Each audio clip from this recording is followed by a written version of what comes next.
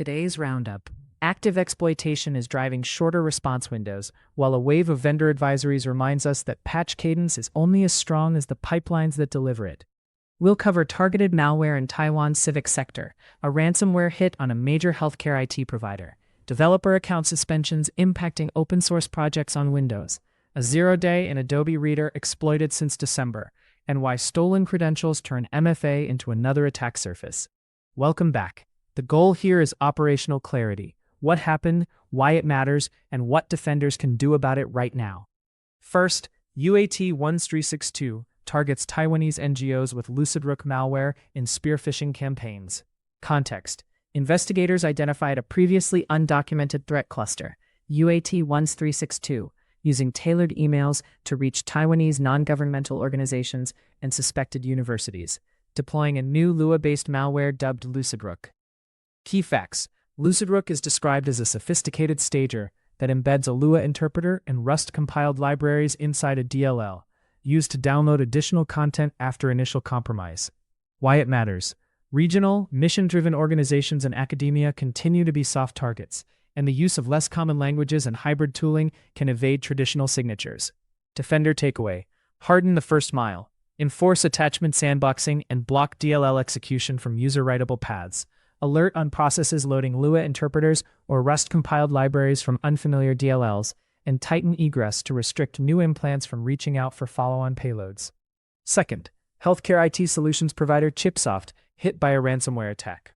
Context: a Dutch healthcare software vendor experienced a ransomware incident that forced its website and digital services offline for both patients and healthcare providers. Key facts: service interruptions affected externally facing portals, signaling a business operations impact beyond internal IT. Why it matters: this is a visible example of third-party concentration risk in healthcare. When a central vendor stalls, downstream clinics and hospitals can lose critical digital workflows. Defender takeaway: revisit vendor contingency plans, confirm your provider's incident communication paths, validate your own runbooks for portal downtime, pre-stage alternative patient access channels, and enforce network segmentation and least privilege around vendor-integrated systems to reduce blast radius if upstream services fail. Third, Microsoft suspends dev accounts for high-profile open-source projects. Context: developer accounts maintaining major open-source projects were suspended without prior notice, leaving maintainers unable to publish new builds or ship security patches to Windows users. The suspensions effectively blocked updates, creating uncertainty in patch distribution for downstream consumers. Why it matters: even without a breach, administrative actions can stall the flow of security fixes, exposing organizations that depend on timely releases. It's a reminder that the software supply chain includes policy controls at platform providers, not just code integrity. Defender takeaway: de-risk your update pipeline, mirror critical dependencies internally, verify signatures and reproducible builds, and maintain multiple distribution paths so a single account or platform decision cannot halt your ability to patch. Monitor affected projects' advisories for delayed fixes, and be prepared to hold or isolate components if timely updates are not available. Fourth, hackers exploiting Acrobat Reader's zero-day flaw since December. Context: attackers have used maliciously crafted PDFs to exploit a previously unknown vulnerability in Adobe Reader for months.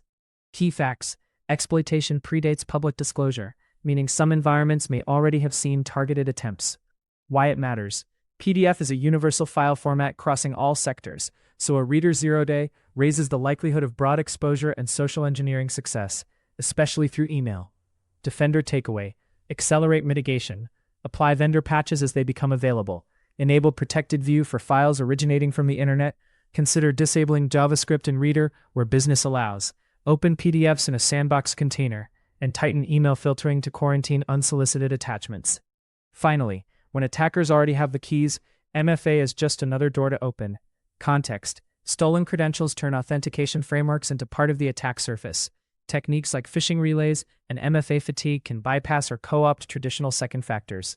Some approaches, including wearable biometric authentication that verifies the user rather than the session, aim to block relays and certain MFA bypasses by binding trust to the human and device.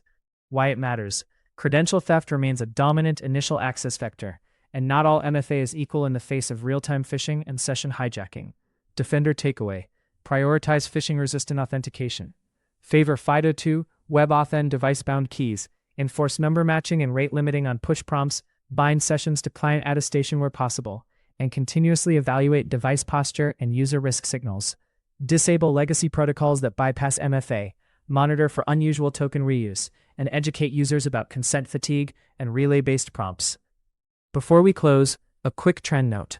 We're seeing more reports of active exploitation alongside a steady stream of vendor patches. Treat exploitation reports as indicators to resequence your patch backlog, prioritize where necessary, and ensure that essential fixes reach critical systems without delay. That's the latest. And verify that your distribution paths and mirrors can deliver fixes even if an upstream account or service stalls. If this briefing helped you prioritize your next moves, subscribe for the next roundup. Drop a comment with what you're seeing on the front lines, and share this with a teammate who owns patching or identity.